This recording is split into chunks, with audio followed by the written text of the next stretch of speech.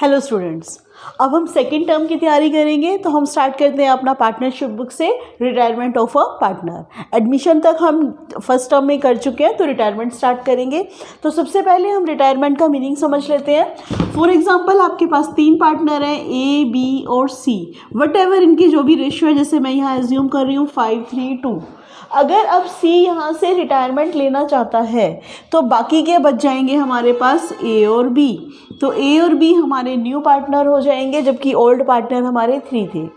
अब the most important thing कि कोई पार्टनर आपसे रिटायरमेंट क्यों लेना चाहता है, उसके पीछे कोई भी रीज़न हो सकता है। एक तो ये कि हमारा कॉन्ट्रैक्ट फुलफिल हो गया है, अब हमें रिटायरमेंट लेनी पड़ेगी। या अगर 3 या 4 पार्टनर हैं, कोई एक उनके साथ अच्छे से कोऑर्डिनेट नहीं कर पा रहा, उनके साथ मिलजुल के काम नहीं कर पा रहा है, तो बेटर है कि उसे अलग कर दिया जाए।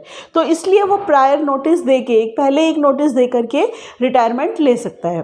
तो यहाँ पे यही रहेगा आपका। अब बात आती है हमारी रेशो की। For example A B C आपके 5, 3, 2 की रेशो में शेयर कर रहे हैं। अब सी आपका जा रहा है, मीन्स रिटायरमेंट ले रहा है। तो अब अगर न्यू रेशो गिवन है तो वेल एंड गुड, नहीं गिवन है तो ए और बी की न्यू रेशो हो जाएगी 5:3। ऐसे ही बाकी सबके साथ होएगा ये। अगर बी जाएगा तो ए और सी की रेशो हो जाएगी 5:2, और अगर ए रिटायरमेंट लेगा तो बी और सी की रेशो हो जाएगी 3:2। लेकिन मैं फिर से रिपीट करना चाहूँगी, ऐसा तब होगा जब आपको न्यू रेशो गिवन नहीं रहेगी। तो ये आपकी रेशो हो जाएगी। अब यहाँ पे क्योंकि एक पार्टनर जा रहा है तो बाकी पार्टनर्स को क्या होगा, सेक्रीफाइस नहीं होगा, बाकी पार्टनर्स को गेन होगा, क्योंकि अब उसके हिस्से के प्रॉफिट भी इन्हें मिलेंगे। तो इसलिए इस चैप्टर में हमें निकालनी पड़ेगी हमारी गेनिंग रेशो। गेनिंग रेशो के लिए हमारा फॉर्मूला रहता है new ratio minus old ratio. New ratio minus old ratio, जिसको हम शॉर्ट फॉर्म में बोल देते हैं ग्नो। G = N - O। तो हमारी यहाँ पे गेनिंग रेशो निकल जाएगी। तो अब बाकी की चीज़ों की हम ट्रीटमेंट कैसे करेंगे। बाकी की चीज़ें जैसे कि हमारा WCR workman compensation reserve, investment fluctuation reserve, accumulated reserves and surplus, इनकी ट्रीटमेंट हमने सेम करनी है। कैसे, जैसे हम लास्ट चैप्टर एडमिशन में करते थे। मींस ये सारी ओल्ड पार्टनर्स का रिवार्ड है। तो old partners that means in तीनों में इनकी ओल्ड रेशो दैट मीन्स 5:3:2 में आप क्या करेंगे, डिस्ट्रीब्यूट कर देंगे। अब यहाँ पे हमारी ट्रीटमेंट सिर्फ गुडविल की चेंज होती है। तो गुडविल में हमारी जो एंट्रीज रहेंगी, हमारी एडमिशन में तो कई तरह की रहती थी, यहाँ पे हमारी एक ही रहती है, that is called adjustment entry. और एडजस्टमेंट एंट्री जो ये आपकी एडजस्टमेंट एंट्री होती है हमारी remaining partners capital account debit, capital account debit to retiring partners capital account.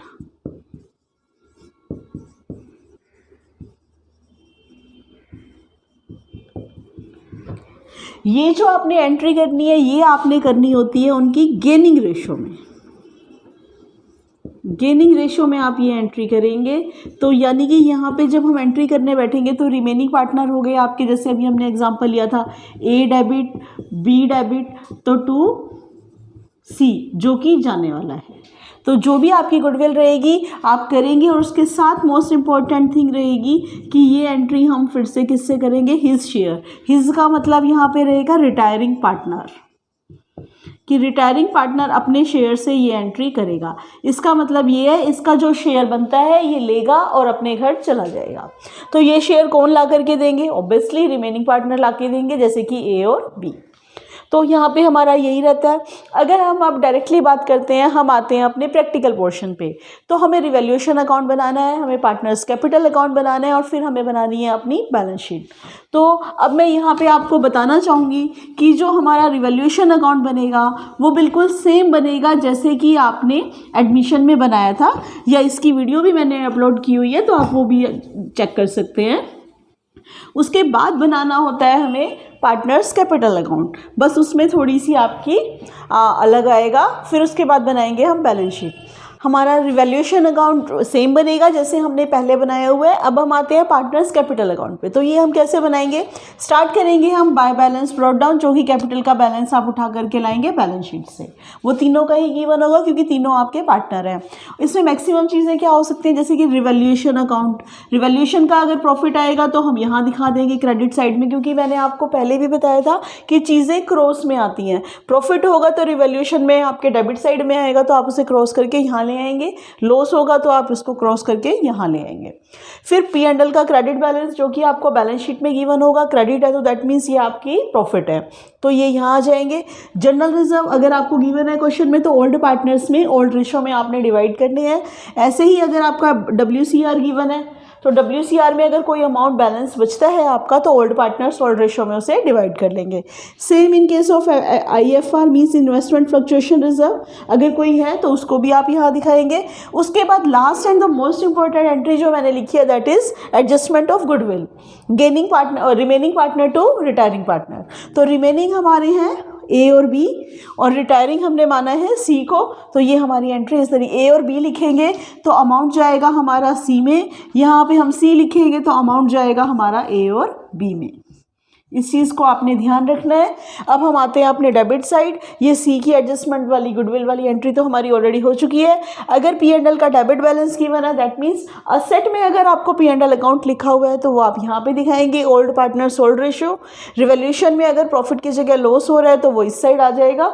लेकिन ये अंडरस्टूड है कि या तो प्रॉफिट होगा या लॉस, ऐसा नहीं है कि मैंने यहाँ ये लिखा है यहाँ ये, तो दोनों ही चीज़ें हो जाएंगी, नहीं, दोनों में से एक ही रहेगा।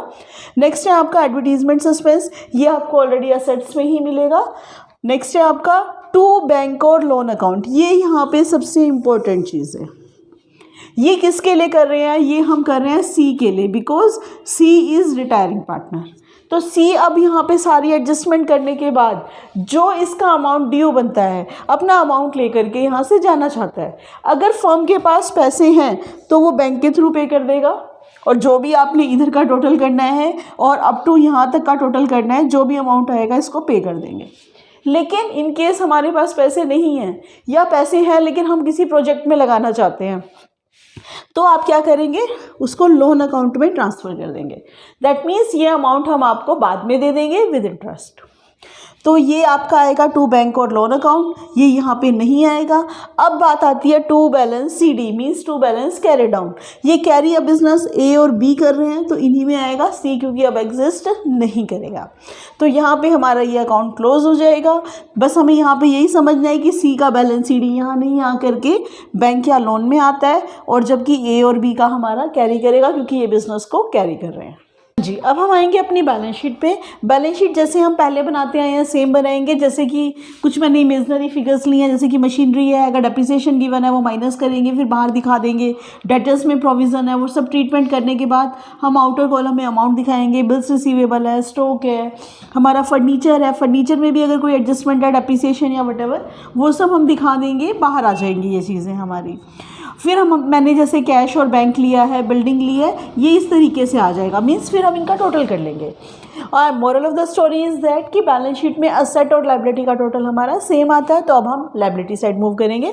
तो इधर जैसे मैंने क्रेडिटर्स लिखा, बैंक ओवरड्राफ्ट लिखा, सीज लोन, वही लोन जो हमने अभी कैपिटल अकाउंट में निकाला था। अगर हमने लोन में डाला है तो हम लायबिलिटी में दिखाएंगे, लेकिन अगर हमने कैश या बैंक के थ्रू पेमेंट कर दिया तो ऑटोमेटिकली वो यहाँ से क्या हो जाएगा, डिडक्ट हो जाएगा। ठीक है, तो यहाँ अगर लोन में डाला है तो ही आप लायबिलिटी में दिखाएंगे, अदरवाइज नहीं दिखाएंगे। फिर लास्ट आइटम हमारी रह जाती है कैपिटल। कैपिटल अब किसकी रहेगी, A और B की, क्योंकि रिमेनिंग पार्टनर यही है। C अब हमारा पार्टनर इन फ्यूचर नहीं होगा। तो बस अब हम टोटल करेंगे तो हमारी बैलेंस शीट मैच हो जाएगी। अगर हमने लोन में रखा है तो कैश में भी ऐड है और इधर भी, तो ये तब भी मैच करेगा। लेकिन अगर हमने पेमेंट कर दी है तो कैश या बैंक में से माइनस होगा और यहाँ नहीं आएगा, तो भी ऑटोमेटिकली हमारी बैलेंस शीट मैच हो जाएगी। अगर किसी भी रीज़न से आपकी बैलेंस शीट मैच नहीं हो रही, दैट मीन्स आपसे कहीं ना कहीं कोई मिस्टेक हुई है। तो सबसे पहले चेक करने के लिए आपको क्या करना चाहिए, जितने भी अमाउंट का डिफरेंस आ रहा है उस अमाउंट की ट्रांजैक्शन को ढूंढने की कोशिश कीजिए।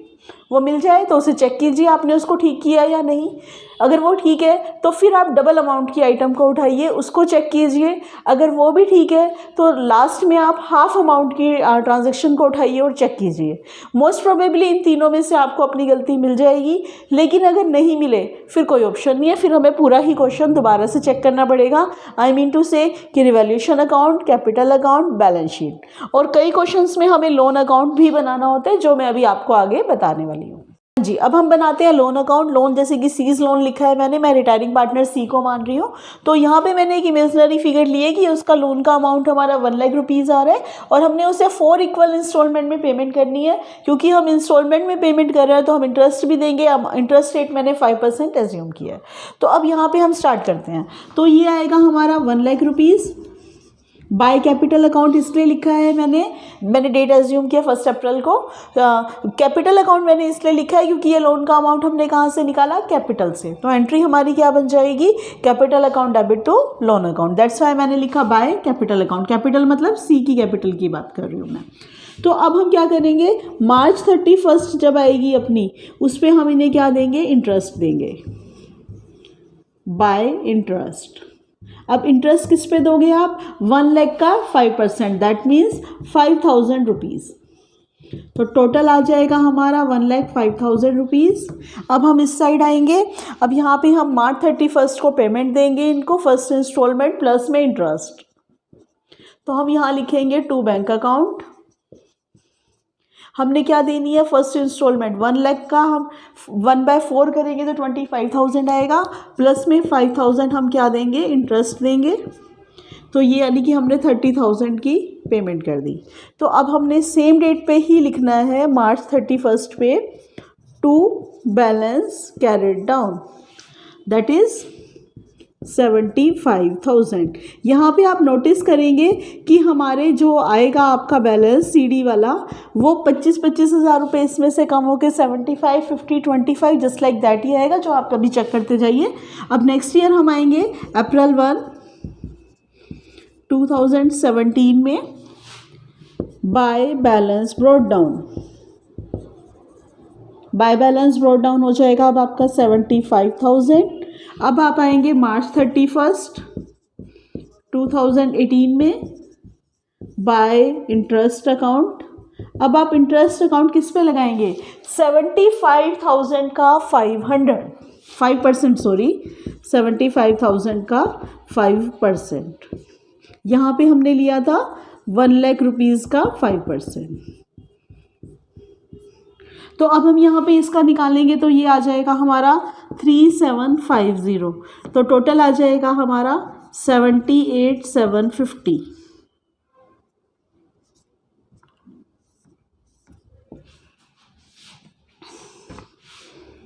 फिर यहाँ पे हम मार्च 31 पे आएंगे 2018 में। यहाँ पे फिर से लिखेंगे हम टू बैंक अकाउंट। अब बैंक अकाउंट में कितने की पेमेंट जाएगी, एक तो जाएगी हमारी 25,000 की इंस्टॉलमेंट, प्लस में इंटरेस्ट का अमाउंट देंगे, तो हम पे करेंगे 28,750 रुपीज़। तो हमारा फिर आएगा मार्च 31 को ही to balance carried down, that is 50,000 rupees. ये देखिए ये ऑटोमेटिकली बेस पे आ जाएगा आपका, क्योंकि इंटरेस्ट का अमाउंट हम क्रेडिट और डेबिट में दोनों जगह दिखा के ऑटोमेटिकली कैंसिल करते जा रहे हैं। तो यहाँ 75 की इंस्टॉलमेंट बची, यहाँ 50 की, नेक्स्ट में हमारी 25 की आ जाएगी। तो अब हम आएंगे अप्रैल 1 पे 2018 में, बाय बैलेंस ब्रॉट डाउन 50,000। अब हम आएंगे मार्च 31, 2019 में, बाय इंटरेस्ट अकाउंट। अब इंटरेस्ट किस पे लेंगे आप, 50,000 का 5% लेंगे आप। तो ये आएगा आपका 2500। टोटल हो जाएगा हमारा 52,500। अब इस साइड आए अगर हम, तो मार्च 31, 2019 को हम लिखेंगे टू बैंक अकाउंट 25,000 प्लस में 2,500 मीन्स 27,500। और हमारा बचेगा फिर से वही मार्च 31 पे टू बैलेंस CD 25,000। अभी इसको हम आगे कैरी करेंगे तो लास्ट इंस्टॉलमेंट 25 इंटरेस्ट आप 25,000 पे लगाएंगे और दोनों की पेमेंट कर देंगे तो टू बैंक ही आएगा आपका, टू बैलेंस CD कुछ भी नहीं बचेगा।